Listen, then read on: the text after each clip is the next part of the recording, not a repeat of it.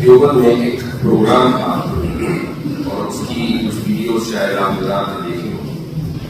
اس میں بھی میں نے آغاز یہیں سے کیا تھا کہ طبیعت خراب ہے اور اتفاق یہ رہا کہ کئی دن کے بعد آج دارالعلوم ندوۃ العلماء میں حاضری ہوئی ہے اور ابھی مسئلہ وہیں اٹکا ہوا ہے. تو اس لیے میں بہت زیادہ لمبی گفتگو تو نہیں کروں گا، لیکن چند منٹ آپ حضرات سے گفتگو کرنے کے بعد پھر آپ کے کچھ سوالات ہوں گے تو وہ لوں گا انشاءاللہ. میں شکریہ ادا کرتا ہوں اس ادارے کے منتظمین کا یا کچھ اساتذہ کا کہ انہوں نے مجھے یاد کیا. میں رات آیا تھا دارالعلوم میں اور مقصد یہ تھا کہ حضرت مولانا عتیق صاحب سے مجھ کو مختصر ملاقات ہو، تو میرا دل نکل گیا اور من سے نکل گیا، لیکن کچھ لوگوں نے نکلتے ہوئے پکڑ لیا تھا. اور اس کے بعد چونکہ یہاں آنے کا مقصد ایک شادی میں شرکت ہے تو وہاں پر حضرت مولانا مسعود صاحب اور دیگر حضرات سے ملاقات ہوئی اور مزید جگہ دیے گئے.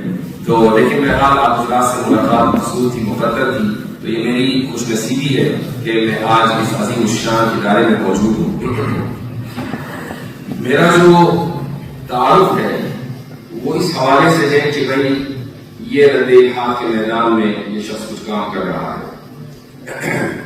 سب سے پہلے میں آپ کو یہ بتانا چاہوں گا کہ الحاد ایک بیماری ضرور ہے، لیکن یہ ایسی بھی نہیں ہے کہ ہر ایک آدمی اسی کا علاج کر دے.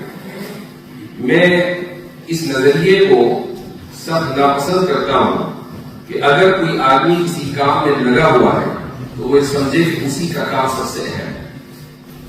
یہ کام اہم ہے، لیکن جس طریقے سے دین کے دوسرے شعبے اہم ہیں اسی طریقے سے یہ بھی اہم ہے. یعنی یہ بھی اپنے اندر یہ چیز بھی اہمیت رکھتی ہے کہ ہمارے یہاں ہماری ملت میں ایسے فقہا تیار ہوں کہ جو بہت سے مسائل میں دینی رہنمائی کریں. یہ چیز بھی اپنے اندر اہمیت رکھتی ہے کہ ہمارے درمیان محدثین ہوں، مفسرین ہوں، دعات ہوں، مبلغین ہوں، اور اسی طریقے سے جو اس وقت ماڈرن چیلنجز ہیں ان کا مقابلہ کرنے والے ہوں. یہ بات میں نے اس لیے کہی کہ گزشتہ چند دنوں میں یہ چیز میں محسوس کر رہا ہوں کہ ایک واقعہ جو بہت مشہور ہو گیا تو ہر ایک طالب علم یہ سوچنے لگا کہ مجھے بھی یہی کام کرنا ہے. میں آپ حضرات کو صرف یہی کہوں گا، آپ سے تجربے میں کچھ زیادہ میرا تجربہ بڑھا ہوا ہے اور اس کی وجہ یہ ہے کہ میں 20 سال سے تقریباً کام کر رہا ہوں. آپ میں سے اکثریت ابھی یہاں پڑھ رہی ہے، تو اپنے تجربے کی بنیاد پر میں یہی کہوں گا کہ جس چیز سے آپ کو دلچسپی ہو، وہ چاہے تفسیر کا میدان ہو، اصول تفسیر کا میدان ہو، حدیث ہو، اصول حدیث ہو، وہ فقہ و فتاوی ہو، اس چیز ہی میں آپ کو اسی میدان میں آپ کو اختصاص کرنا چاہیے، کیونکہ ہمیں ہر میدان کے جو اختصاص رکھنے والے افراد ہیں ان کی ضرورت ہے. رہی بات الحاد کی، جی ہاں دنیا میں الحاد پھیل رہا ہے، لیکن الحاد کی شکار سب سے بڑی قوم عیسائیت میں سب سے زیادہ الحاد ہے. امریکہ میں اس زمانے میں ملحدین کی تعداد ایک پرسنٹیج کے مطابق 7-8% تھی، آج سے 20 سال پہلے وہ بڑھ کر تقریباً 45% ہو گئی ہے. تو اس سے اندازہ لگائیں کہ ملحدین کتنی بڑی تعداد میں امریکی معاشرے میں. یہاں کا کوئی ایسا ڈیٹا نہیں، لیکن ایک رف ایسٹیمیٹ ہے کہ 7-8% ہوں، اور یہ 7-8% بھی تمام اقوام میں، صرف مسلمانوں میں نہیں، تمام اقوام میں. اس میں مسلمان بھی ہیں، اس میں ہندو بھی ہیں، اس میں عیسائی بھی ہیں، اس میں سکھ بھی ہیں. لیکن اگر میں یہ کہہ دوں کہ 1% بھی ان 7% میں 1% بھی اگر ملحدین مسلمانوں سے تعلق رکھتے ہیں کہ جنہوں نے اسلام چھوڑا ہے، تو اب یہ ضروری ہے کہ ایسے علماء تیار ہوں، چند ایسے علماء سامنے آئے کہ جو اس میدان کی مہارت رکھتے ہوں اور اس میدان میں جو مسائل آتے ہیں ان کا حل کرنا وہ جانتے ہیں. الحاد کی عمارت 2 چیزوں کے اوپر ٹکی ہوئی ہے. پہلی چیز ہے لبرلزم اور دوسری چیز ہے سائنٹزم. بس میں اصولی گفتگو کروں گا تاکہ آپ کو ایک راستہ مل جائے. لبرلزم کی بنیاد 3 اصول ہیں.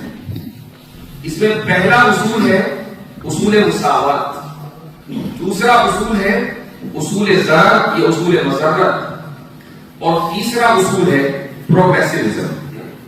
یہ تین اصول لبرلزم کی بنیاد ہے۔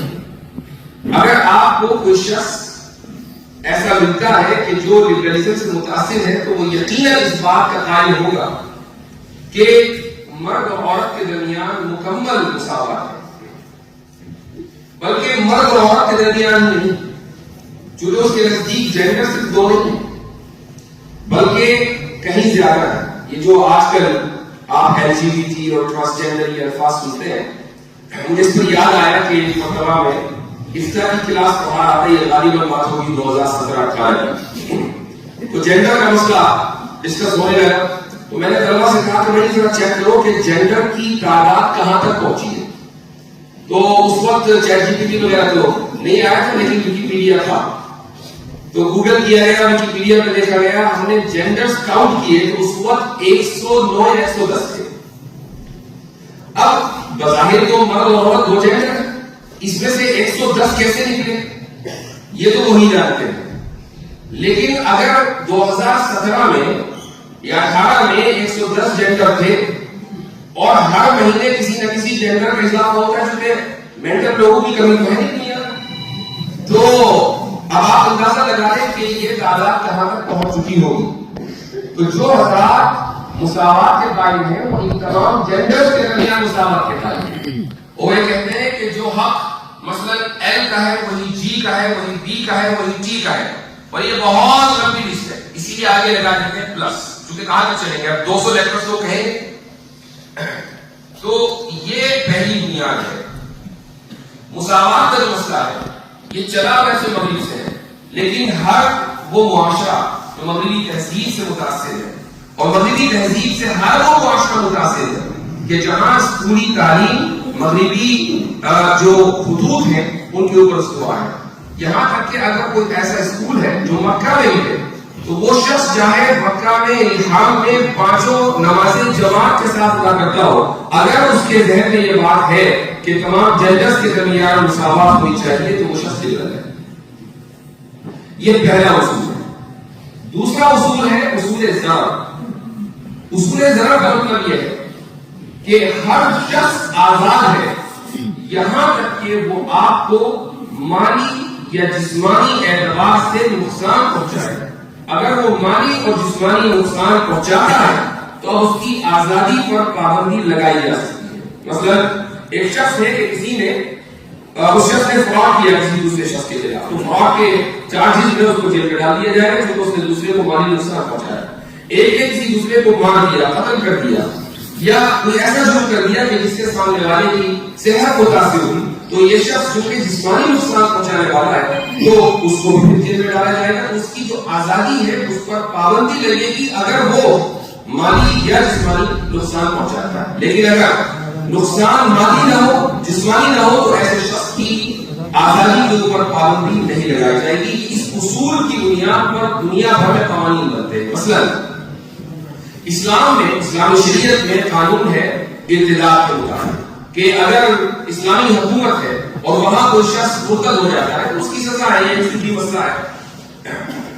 اب آپ اگر سیکولر سوسائٹی میں جائیں تو یہ کہیں کہ یہ آزادی اظہار کا ہے۔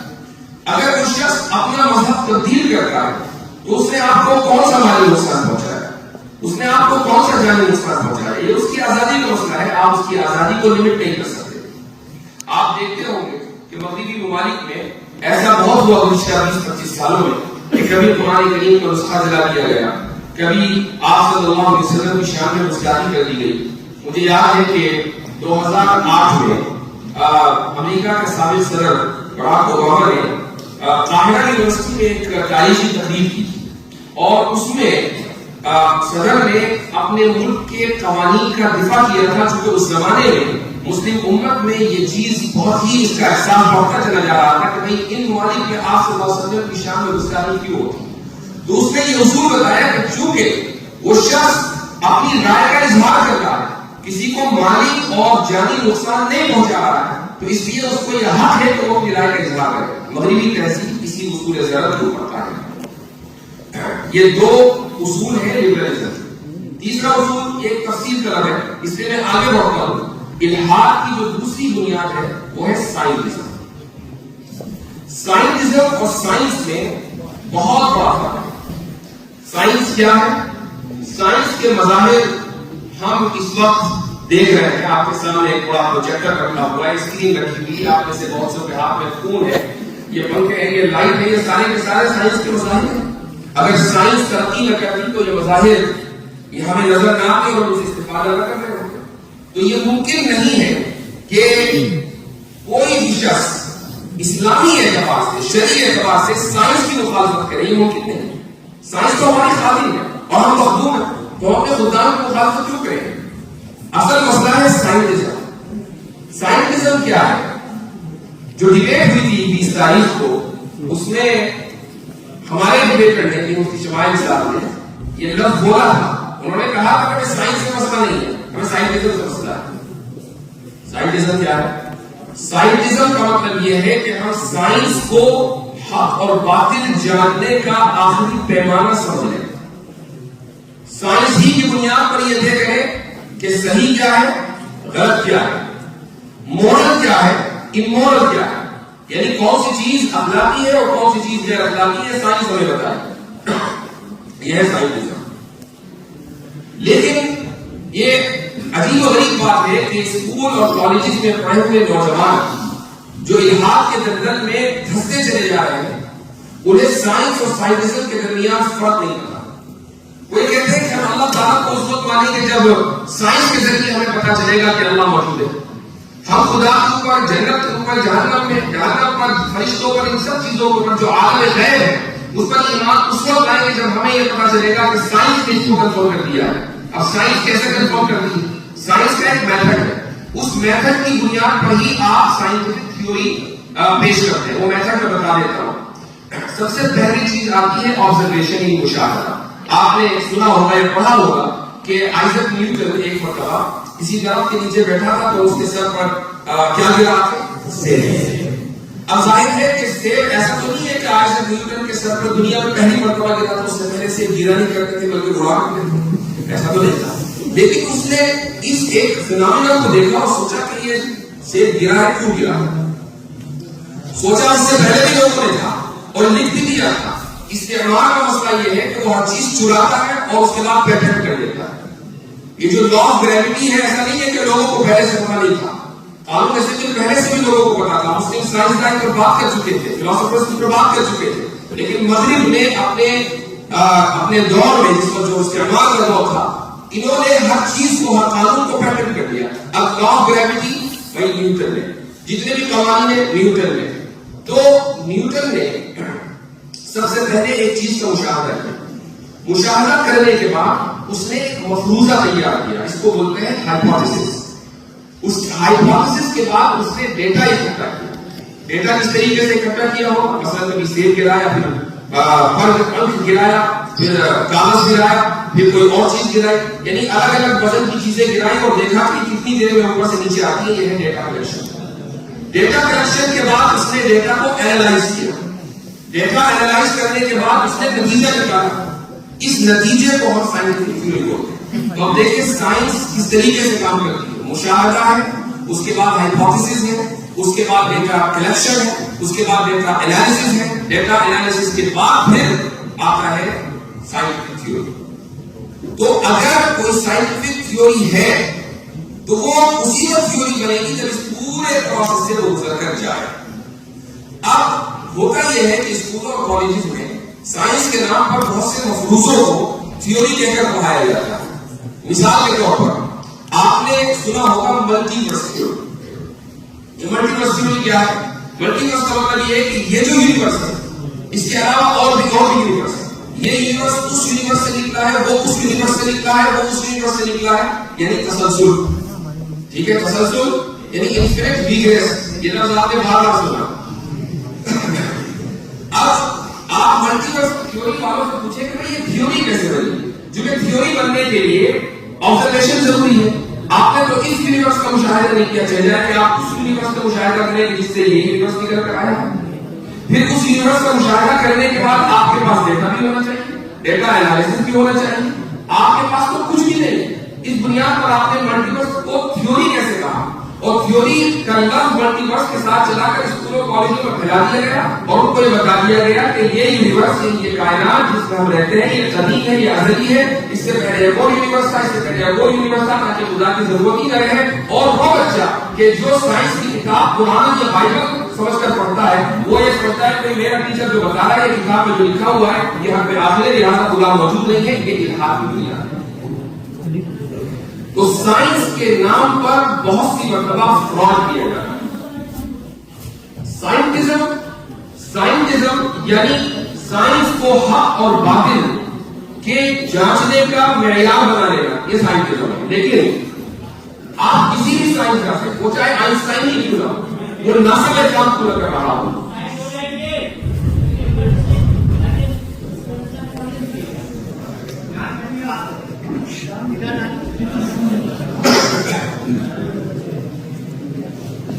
تو تھوڑا توجہ جو ہو جائے، یہ سب چیزیں تو چلتی رہیں گی. تو سائنٹزم کی بنیاد، چونکہ یہ بنیاد ہے الہات کی، اس کے چند سوالات آپ سائنسدانوں سے ضرور کریں.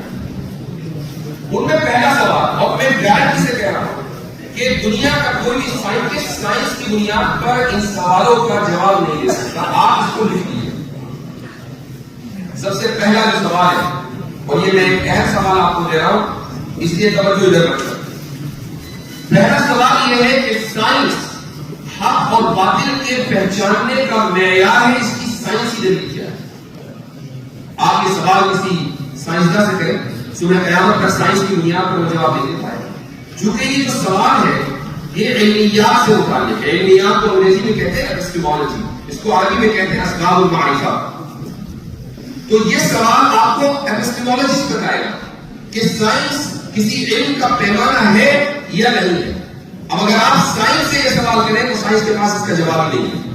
یہ پہلا سوال ہے. آپ اگر اس کو لکھ لیں اور کسی بھی سائنٹسٹ سے یا کوئی بھی شخص جو سائنٹسٹک پوائنٹ رکھتا ہو اس سے پوچھیے، اس میں قیامت تک اس کا جواب نہیں دے سکتا. یہ چیلنج ہے. دوسرا سوال یہ ہے کہ کاز کیا ہے.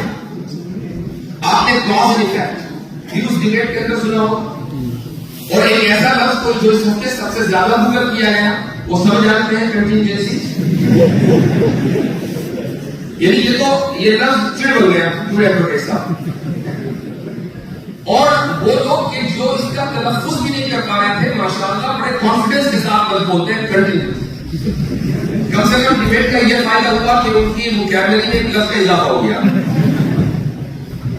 یہ جو کنٹینجنسی ہے اس کا مطلب یہ ہے کہ ایک معلول ہے یا ایفیکٹ ہے، اس کا ایک کاز ہے، اس کے پیچھے ایک سبب ہے، ایک مسبب ہے، اس کے پیچھے ایک سبب ہے، پھر وہ سبب ہے، اس کے پیچھے بھی ایک سبب ہے، پھر اس کے پیچھے بھی ایک سبب ہے. اس کو بولتے ہیں کاز اینڈ ایفیکٹ. کاز کی ڈیفینیشن کیا ہے؟ کاز کسے کہتے ہیں؟ آپ سائنسدانوں سے پوچھ لیجیے، صبح قیامت تک اس کا جواب نہیں دے پائیں گے، کیونکہ سائنس کا یہ میدان نہیں، سائنس اس کا جواب نہیں دے سکتی. تو جو شخص سائنٹزم میں مبتلا ہے اس سے یہ سوال کریں کہ بھائی کاز کیا ہے، اس کا جواب دے دو. حالانکہ آپ کی پوری سائنس کاز اینڈ ایفیکٹ کے اوپر مبنی ہے، آپ کاز کو ڈیفائن نہیں کر سکتے. تیسرا سوال لیتا ہوں. تیسرا سوال ہے کہ کیا، ایک انگلش اصطلاح بتا رہا ہوں میں آپ کو اور انشاءاللہ آپ کے کام آئے گی نہیں یاد ہے، کیا مورس پولینس ایک ویلڈ آرگیومنٹ ہے یا نہیں؟ مورس پولینس یہ انگریزی لفظ نہیں، اگر سے انگریزی میں استعمال ہوتا ہے. اس کو عربی میں بولتے ہیں القیاس الاستثنائی.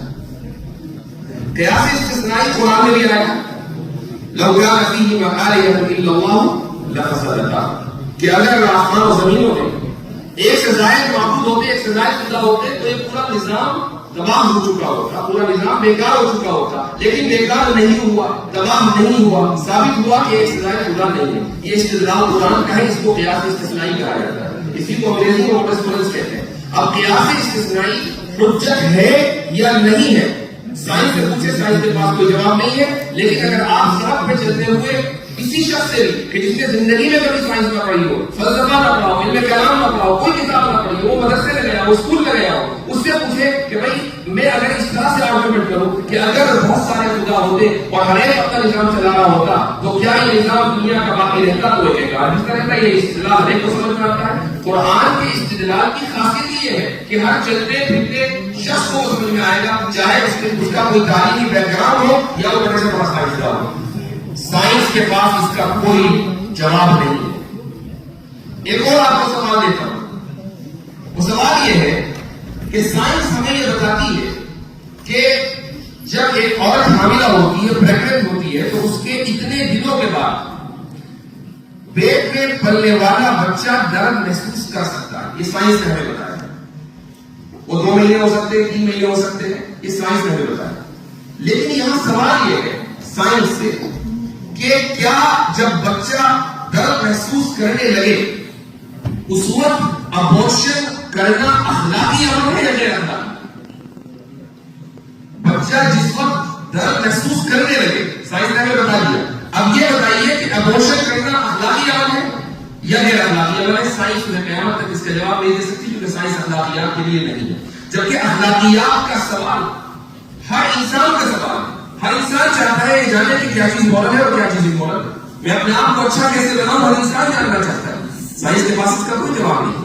تو جو لوگ سائنٹزم میں مبتلا ہیں ان سے آپ کے چند سوال کر لیجیے، بدلے جاتے رہیں گے۔ تو سائنٹزم سے ہمیں کوئی لینا دینا نہیں۔ ہاں، سائنس ہماری قابل ہے اور ہم مخدوم ہیں، تو ہم اپنے خدام کو کیسے ریجیکٹ کر سکتے ہیں؟ تو سائنس کا جو درجہ ہے اس کو وہ درجہ دیں، اور سائنٹزم کا جو درجہ ہے اس کو وہ درجہ دیں۔ لہذا اگر کوئی شخص یہ کہے کہ میں خدا کو اس وقت مانوں گا کہ جب سائنسی طور پر مجھے دلیل مل جائے، یا عالم غیب کو اس وقت مانوں گا جب سائنسی طور پر مجھے دلیل مل جائے، میں روح کو اس وقت مانوں گا جب سائنس ثابت کر دے کہ غیر مادی وجود بھی ہوتا ہے، تو اس وقت میں ان چیزوں کو تسلیم کروں گا۔ ایسا شخص سائنٹزم کی بیماری میں مبتلا ہے، اور سائنٹزم خود ایک ان سائنٹیفک بہیویئر ہے۔ تو الحاد کی یہ 2 بنیادیں ہیں، لبرلزم اور سائنٹزم۔ آپ حضرات اگر اس میدان میں کام کرنا چاہتے ہیں، اور جیسے میں نے شروع میں ایک بات کہی کہ ہر ایک کو کام کرنے کی ضرورت بھی نہیں، لیکن ہر ایک کو ایک کام کرنے کی ضرورت ہے، اور وہ یہ ہے کہ اسلام کی عقلی تفہیم و تشریح کیسے ہے۔ اس کی ضرورت صرف ملحدین کو یا مرتدین کو نہیں ہے، اس کی ضرورت مسلمان کو بھی ہے۔ آپ کسی بھی معاشرے میں چلے جائیں، جب آپ اپنے علاقوں میں جائیں گے، مسجدوں میں آپ کا خطاب ہوگا، عوامی اجتماعات میں آپ کا خطاب ہوگا، تو لوگ آپ سے سوال کریں گے کہ بھئی یہ مسئلہ تو ٹھیک ہے لیکن کیوں؟ اس کی حکمت کیا ہے، اس کی علت کیا ہے، اس کے پیچھے وجہ کیا ہے؟ اگر آپ نے اس کی عقلی تفہیم و تشریح کر دی تو سامنے والے کا ایمان مضبوط ہوگا۔ تو اس چیز کا تعلق ہر ایک سے، اور اسی لیے جب تک آپ اپنے مدرسے کی زندگی میں ہیں، آپ اس چیز کو اپنا نصب العین بنائیں۔ سب سے پہلے کہ جو کتابیں آپ کے درس میں داخل ہیں ان کتابوں کو آپ پابندی کے ساتھ، توجہ کے ساتھ، مکمل فوکس کے ساتھ پڑھیں۔ اس کی وجہ یہ ہے کہ اگر آپ کے ذہن میں یہ بات ہے کہ بھئی اس ادارے سے نکل کر ایک شخص نے عالمی سطح پر 2 دن میں شہرت حاصل کی ہے، تو ٹھیک ہے، اللہ تعالیٰ کا فضل ہے، لیکن اس کے پیچھے اس شخص کی کچھ محنت بھی تو ہو۔ ایسا تو نہیں ہے کہ وہ صبح کو اٹھا اور وہی آئی اور ایک وہ ڈیبیٹ میں چلا گیا، ایسا تو نہیں ہوا۔ اس نے پڑھا ہے، محنت سے پڑھا ہے، کبھی وہ اس لائق ہوا ہے کہ وہ وہاں گیا اور اس نے ایک ایسے شخص کو چیلنج کیا کہ جس کی محنت ہے 70 سال کی، جس کی شہرت ہے 70 سال کی، اور یہ اللہ تعالیٰ کا فضل تھا کہ 70 سال کی شہرت مملوک ہو گئی، اور ایک ایسا شخص کہ جس کی کوئی شہرت نہیں تھی وہ غالب آیا اور 2 گھنٹے کے اندر وہ رکھے ہو گیا۔ تو اس کے پیچھے محنت ہے۔ اس لیے آپ حضرات اگر کسی شخص کو یہ دیکھتے ہیں کہ ہاں بھائی ہمارے جیسے ایک شخص آگے بڑھا ہے، تو اس کے سفر کو بھی دیکھیں کہ اس نے کیسے یہ قدم اٹھایا ہے۔ تو جو آپ کی درسی کتابیں ہیں، جو بھی آپ کے نصاب میں شامل ہے، جو بھی آپ کے اساتذہ آپ کو پڑھاتے ہیں، یہ ضروری ہے کہ آپ اس کو ان تمام کتابوں کو نہایت توجہ سے پڑھیں۔ یہ کرنے کے بعد اب آتا ہے آپ کا خارجی مطالعہ، چونکہ درسی کتابیں صرف آپ کو ایک طریقہ دیتی ہیں، آپ کو بنیاد فراہم کرتی ہیں۔ بنیاد کے بغیر عمارت بنی نہیں سکتی، اس لیے عمارت میں بنیاد سب سے اہم چیز ہے۔ لیکن اگر آپ خالی بنیاد بنا کر فارغ ہو جائیں اور کہیں کہ بس اسی بنیاد میں رہیں گے تو ظاہر ہے کہ یہ ناممکن ہے۔ بنیاد کے اوپر عمارت بنانی ہے، اور عمارت کتنی مضبوط اور کتنی خوبصورت ہو یہ آپ کے اوپر ہو۔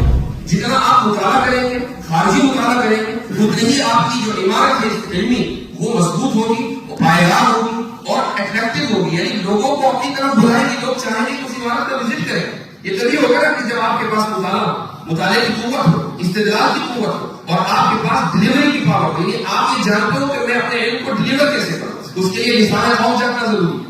لسان قوم صرف انگریزی نہیں ہے، ہندی بھی ہے، سنسکرت بھی ہے، اور مقامی زبانیں۔ آپ کیرلا میں ہیں تو آپ کو کیرلا کی زبان آنی چاہیے، ملیالم آنی چاہیے، تمل آنی چاہیے، انگریزی تو ہے۔ تو یہ جو تمام زبانیں ہیں اس میں ہم علماء تھوڑا سا پیچھے رہے تاریخی اعتبار سے. انگریزی کے اوپر تو توجہ ماشاءاللہ ایک عرصے سے ہے, لیکن جو مقامی زبان ہے اس پر زیادہ توجہ نہیں ہے, اس پر بھی توجہ دینے کی ضرورت ہے. اب خارجی مطالعہ کیسے کریں؟ خارجی مطالعہ آپ مجھ سے پوچھیں, کیونکہ آپ مجھے سن رہے ہیں, تو ظاہر ہے کہ آپ یہ چاہیں گے کہ میں نے یہ سفر کیسے کیا. ابھی رات ایک سوال آیا, ایک صاحب نے مجھ سے سوال کیا کہ آپ اس میدان میں کیسے آئے, کیوں آپ نے اس میدان کا انتخاب کیا؟ تو میں نے آپ کو جواب دیا کہ میں امریکہ میں ایک دن درس دے رہا تھا عقیدے کا, اور کتاب تھی شرح عقائد. یہ کتاب کا نام میں اس لیے بار بار لیتا ہوں, اب یہ کتاب غالباً ایسا ہوگا کہ میرا نام اور کتاب کا نام لازم موضوع ہو جائے گا, جس سے ڈر لگتا ہے. تو یہ میں کتاب پہلی مرتبہ پڑھا تھا, تو کچھ طلبہ نے جو ہائی اسکول انٹر کر چکے تھے, امریکہ کی بات ہے, انہوں نے مجھ سے کچھ سوالات کیے. یہ سوالات کتاب میں موجود ہوں گے لیکن میں سمجھ نہیں پایا, اور مجھے بڑی ذہنی ٹینشن ہوئی کہ بھائی بچے سوال کر رہے ہیں اور میرے پاس جواب نہیں ہے, اور کتاب میں بھی نہیں ہے, جو مجھے نظر نہیں آ رہا ہے. تو کیا واقعی یہ آؤٹ ڈیٹڈ ہے؟ کیا ان کتابوں کو نہیں پڑھنا چاہیے؟ میں نے کتاب اسی دن پڑھ کر, میں نے کہا پہلے مطالعہ کریں گے اس کے بعد پڑھیں گے. میں گھر گیا, گھر میں لائبریری تھی, وہاں حضرت نانوتوی رحمہ اللہ کی کتاب اتفاق سے مجھے حاصل ہو گئی. یہ کتاب کی انتصاب الاسلام, چھوٹا سا کتاب چاہے, اس میں 9 سوالوں کے حضرت نانوتوی رحمہ اللہ نے جوابات دیے ہیں. یہ سوالات پنڈت دیانت سرسوتی کی طرف سے کیے گئے تھے. 10 سوالات کیے گئے تھے, ایک سوال کا جواب حضرت نے پوری کتاب لکھ کر دیا جس کا نام ہے قبلہ نما, اور 9 سوالوں کا جواب اس کتاب میں ہے انتصاب الاسلام. تو وہ کتاب ملی, اور اس میں 2-3 سوال وہ تھے جو طلبہ نے پوچھے تھے. تو مجھے خوشگوار حیرت ہوئی, اور میں نے پوری کتاب پڑھنی مختصر سی تھی, اور اگلے دن میں وہ کتاب درسگاہ میں لے گیا, اور میں نے کہا کہ چلو پہلے اس کتاب کو پڑھیں. تو پہلے وہ کتاب طلبہ کو پڑھائی, اور اس کے بعد پھر نصاب مکمل کرایا. لیکن وہاں سے میرے مطالعے کا سفر شروع ہوا, اور اس میں سب سے پہلے انتصار الاسلام آئی, اس کے بعد حجت الاسلام جو حضرت نانوتوی کی ہے. پھر یہ 2 کتابیں پڑھی تو ہمت ہوئی کہ حضرت نانوتوی کی دوسری کتابیں بھی پڑھی جائے, کیونکہ حضرت کے یہاں اردو میں بھی تھوڑا تاکید ہے, اس زمانے کی وہ زبان ہے, تو اس لیے اس کو سمجھنا آسان نہیں ہے. یہ وجہ ہے کہ بہت سی کتابوں کی کچھ علماء نے تشہیر بھی کی ہے. تو تیسری کتاب جس کو قبلہ نما کہا جاتا ہے, اس کے بھی 2 حصے. ایک حصہ ہے عوام کے لیے, اب عوام میں ہر شامل ہے, وہ زمانے کے عوام تھے, ابھی ہم عوام ہیں. اور جو دوسرا حصہ ہے جو مفصل ہے وہ ہے علماء کے لیے. تو عوامی جو حصہ تھا وہی میرے لیے بہت مشکل تھا, بڑی مشکل سے سمجھ میں آیا, وہ تقریباً 100 صفحے ہے. اس کے بعد کا جو حصہ ہے وہ میرے سر کے اوپر سے گزر گیا, میں نے کتاب بند کر دی کہ اس کو پڑھنے کی ضرورت بھی نہیں ہے. یہ 3 کتابیں یہاں سے سفر کا آغاز ہوا, اور اس کے بعد حجت اللہ البالغہ جو غالباً آپ کے یہاں نصاب میں بھی داخل ہے. اسی طریقے سے ابقات کے کچھ حصے, حضرت تھانوی رحمہ اللہ کی کچھ کتابیں جن میں سے فہرست الانتباہات المفیدہ, اسی طریقے سے اشرف الجواب. یہ وہ کتابیں ہیں کہ جو بنیاد بنی میرے اس سفر کی. لیکن جب ہمیں سوالات آنے شروع ہوئے, کچھ سوالات تھے لبرلزم سے متعلق, کچھ سوالات تھے سائنٹزم سے متعلق, کچھ سوالات تھے فیمنزم سے متعلق, کچھ سوالات تھے ڈارونزم سے متعلق, تو مجھے مطالعہ کرنا پڑا ان علوم کا. اور میں نے یہ بھی آپ کو بتا دوں کہ میں زندگی میں ایک دن اسکول نہیں گیا. ایک دن میری تعلیم شروع سے لے کر آخر تک مدرسے میں ہے, اور اس کے بعد پھر میں یونیورسٹی گیا, پی ایچ ڈی میں نے وہاں کی, وہ بھی اسلامک اسٹڈیز میں. تو میں نے اسکول میں کبھی سائنس نہیں پڑھی, کبھی بایولوجی نہیں پڑھی, کیمسٹری نہیں پڑھی, میں نے فزکس نہیں پڑھی, اسکول میں کچھ نہیں پڑھا. لیکن میں یہ نہیں کہہ سکتا ہوں کہ ان میں سے کسی بھی سائنس کو میں کچھ نہیں, بالکل نہیں جانتا ہوں. تھوڑا بہت اتنا جانتا ہوں کہ کام چلا لیتا ہوں. یہ کیسے ہوا؟ یہ اس طرح ہوا کہ جب سوالات آنے لگے تو ایک انسان کی فطرت ہوتی ہے کہ بھئی جاننا چاہیے کیا ہے. تو ریسرچ پیپرز, ان موضوعات میں جو ریسرچ پیپرز لکھے ہوئے ہیں ان کو پڑھنا شروع کیا, سمجھ میں نہیں آیا.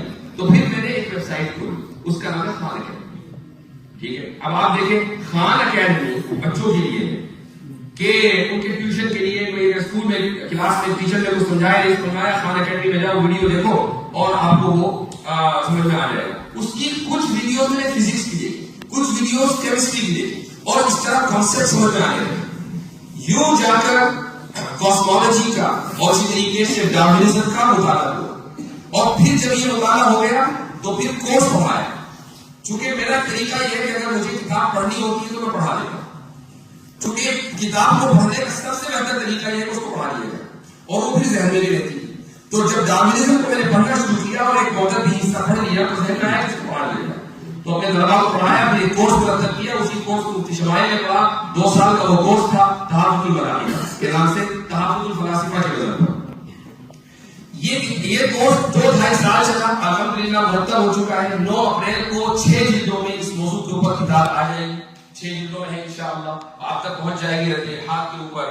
یہ ایک انشاءاللہ ایک کامیاب کوشش ہوگی باذن اللہ تعالی. تو آپ حضرات کے سامنے صرف یہ بتانا مقصود ہے کہ جس میدان کو بھی آپ منتخب کریں اس میدان میں آپ کو اختصاص حاصل ہونا چاہیے. اس میدان میں اگر آپ کو چلنا ہے اور سامنے والے کے سفر کو ذہن میں رکھنا ہے تو میں نے اپنے سفر کا کچھ حصہ آپ کے سامنے رکھا ہے, اس کو بھی آپ سامنے رکھ سکتے ہیں. اور آپ کے بہرحال یہاں پر اساتذہ موجود ہیں آپ کی رہنمائی کرنے کے لیے. ان سے بہتر کوئی رہنما اس میدان میں تو کم سے کم نہیں ہو سکتا. انہی باتوں پر میں آج کی گفتگو کا اختتام کرتا ہوں. بہت خوشی ہوئی آپ حضرات کے درمیان آ کر اور اس عظیم الشان تاریخی ادارے میں آ کر. جزاکم اللہ خیر الجزاء وآخر دعوانا الحمد للہ رب العالمین.